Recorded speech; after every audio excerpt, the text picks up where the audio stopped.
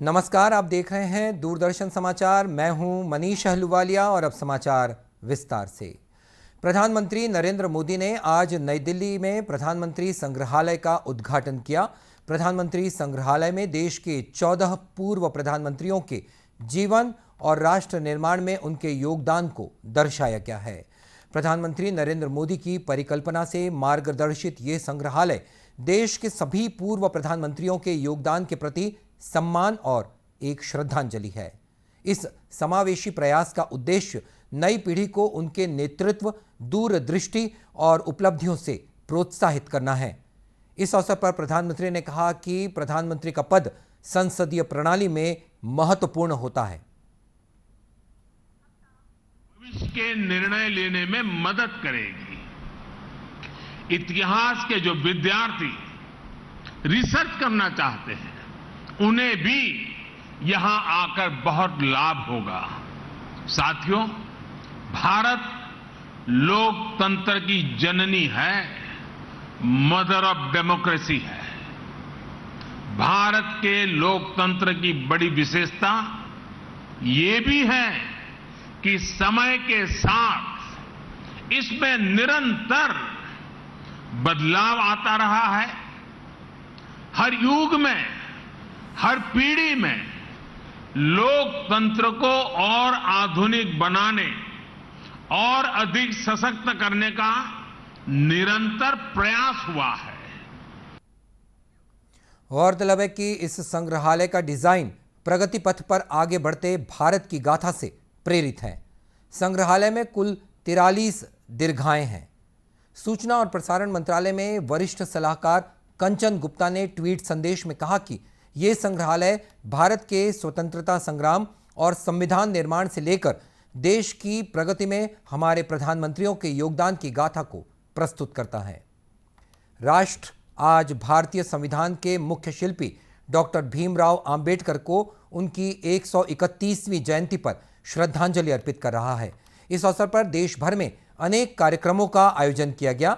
आज सुबह संसद भवन परिसर में बाबा साहेब की प्रतिमा पर श्रद्धा सुमन अर्पित किए गए। एक महान समाज सुधारक, अर्थशास्त्री और कुशाग्र राजनीतिज्ञ डॉक्टर अंबेडकर ने अपना पूरा जीवन जनहित के लिए समर्पित कर दिया। वंचित वर्गों के प्रति सामाजिक और जातिगत भेदभाव समाप्ति करने के लिए वे जीवन भर संघर्षरत रहे। वे स्वतंत्र भारत के पहले विधि और न्याय मंत्री बनाए गए। वर्ष 1990 में उन्हें मरणोपरांत देश के सर्वोच्च नागरिक सम्मान भारत रत्न से अलंकृत किया गया। राष्ट्रपति रामनाथ कोविंद ने संविधान निर्माता और भारत रत्न डॉक्टर भीमराव अंबेडकर की जयंती पर उन्हें श्रद्धांजलि अर्पित की।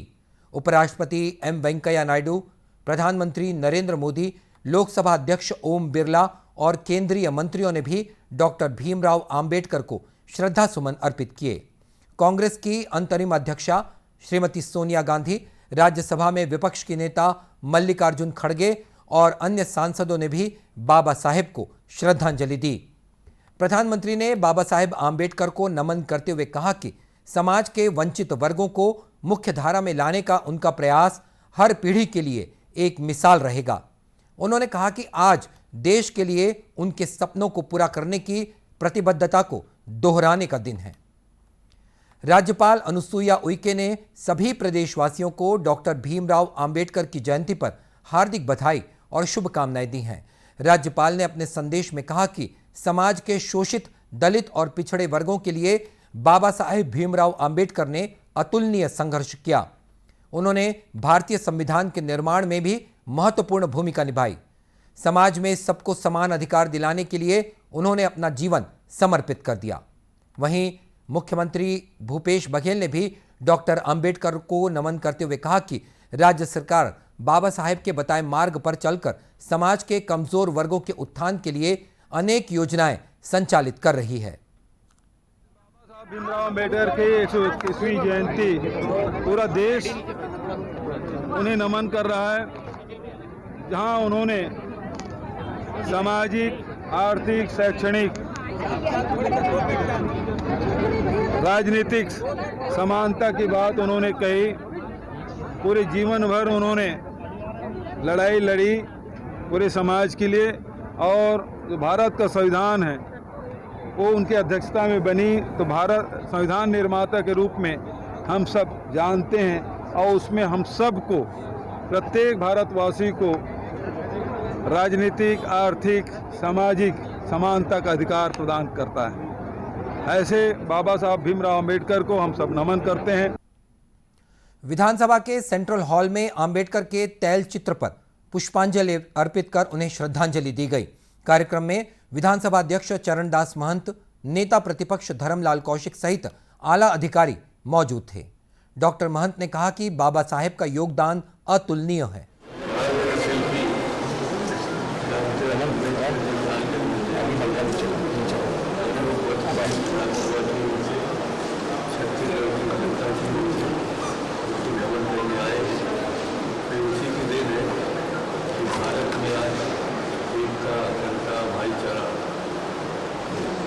पूरी तरीके से अक्षुण्ण है।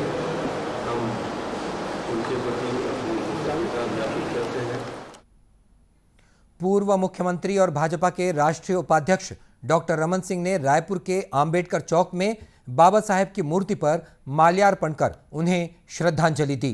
जीवन न केवल देश के लिए बल्कि उनकी जो दिव्य दृष्टि थी और जो सोच थी, भारत के विभाजन के घोरतम विरोधी थे और उन्होंने कहा कि भारत का विभाजन संभव नहीं है।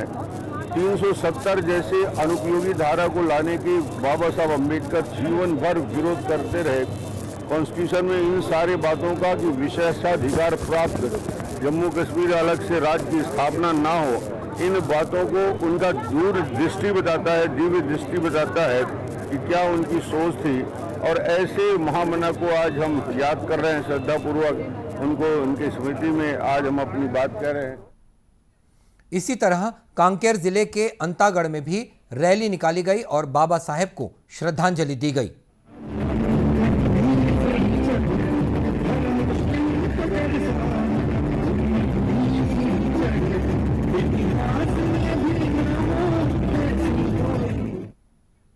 इस कार्यक्रम में अंतागढ़ विधायक अनूप ने अंबेडकर की प्रतिमा भवन बोर खनन की घोषणा की।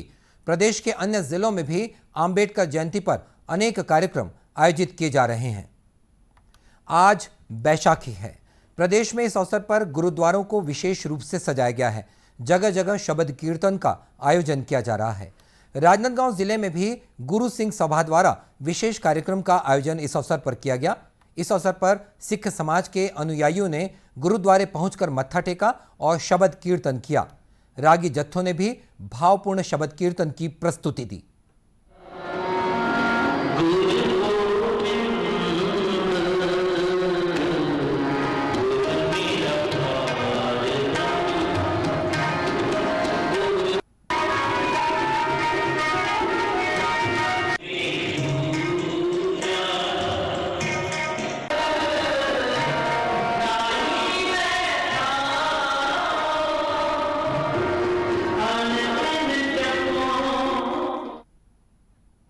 गौरतलब है कि बैसाखी यानी खालसा पंथ के स्थापना दिवस से ही सिख समाज में नए वर्ष की शुरुआत की जाती है।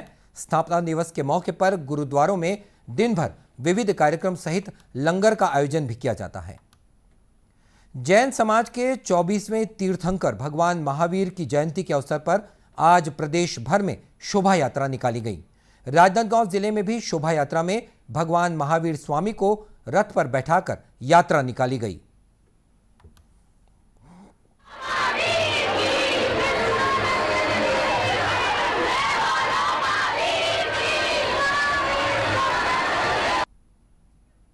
कवर्धा में भी जैन समाज द्वारा भगवान महावीर की शोभा यात्रा निकाली गई। शोभा यात्रा के दौरान श्रद्धालु भजन करते चल रहे थे।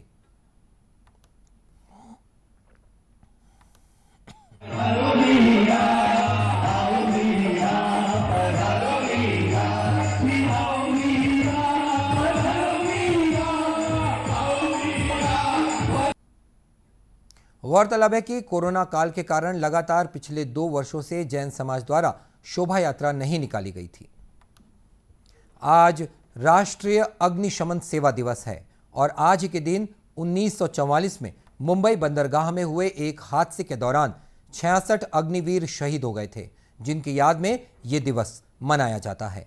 इस मौके पर रायपुर के अग्निशमन विभाग द्वारा रैली निकाली गई, जिसमें अग्निशामक दल ने प्रदर्शन किया।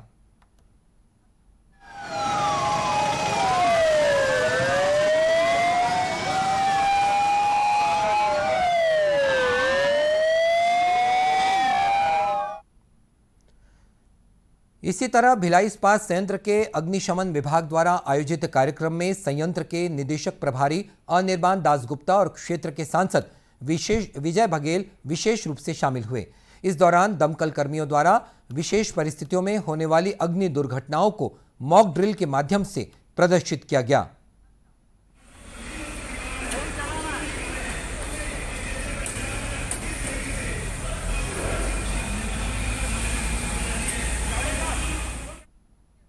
कार्यक्रम में उत्कृष्ट कार्य करने वाले दमकल कर्मियों के साथ ही संयंत्र कर्मियों को भी सम्मानित किया गया। और अब कुछ खबरें जिलों से। कृषि मंत्री रविंद्र चौबे ने बिलासपुर में 3 दिवसीय राज्य स्तरीय किसान मेले का शुभारंभ किया। कार्यक्रम को संबोधित करते हुए कृषि मंत्री ने कहा कि किसानों को खेती किसानी की दिशा में समृद्ध बनाने, उन्हें नवाचारों और नए आधुनिक तकनीक से जोड़ने के लिए किसान समृद्धि मेले का आयोजन किया जा रहा है। उन्होंने कहा कि छत्तीसगढ़ किसानों का प्रदेश है और गांव के खेत खलिहानों में समृद्धि आने से छत्तीसगढ़ में भी समृद्धि आएगी। कार्यक्रम में कृषि मंत्री ने प्रगतिशील और उन्नतिशील किसानों को विभिन्न योजनाओं के तहत चेक का वितरण भी किया।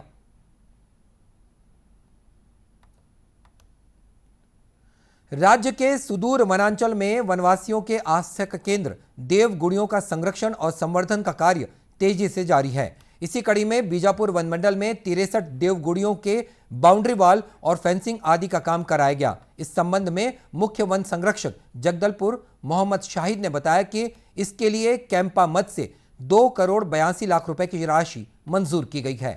गौरतलब है कि बीजापुर वन मंडल जनजातीय बाहुल्य क्षेत्र है। यहां पर निवासरत जनजातियों में विभिन्न प्रकार की स्थानीय मान्यताओं के साथ साथ कई देवी देवताओं का पूजन किया जाता है। इन देवी देवताओं के पूजा स्थल सुदूर वन क्षेत्र में स्थित हैं, जिसे वे पवित्र स्थल के रूप में मानते हैं और वहां किसी प्रकार की अवैध कटाई, अतिक्रमण और दूसरे कार्य नहीं करते। जांजगीर चांपा के सक्ती में राज्य स्तरीय 21वीं सीनियर महिला पुरुष कबड्डी प्रतियोगिता में बिलासपुर नगर निगम की टीम और राजनांदगांव की टीम अलग अलग वर्गों में विजयी रही। पुरुष वर्ग का फाइनल मैच बिलासपुर नगर निगम और बिलासपुर जिले के बीच खेला गया, जिसमें बिलासपुर नगर निगम की टीम ने 43-21 अंकों से जीत हासिल की। वहीं महिला वर्ग में राजनांदगांव और कोरबा के बीच रोमांचक मैच हुआ, जिसमें 43-38 अंकों के साथ राजनांदगांव की टीम को जीत मिली। और इस बुलेटिन में इतना ही। इसी के साथ ये समाचार बुलेटिन समाप्त हुआ। नमस्कार।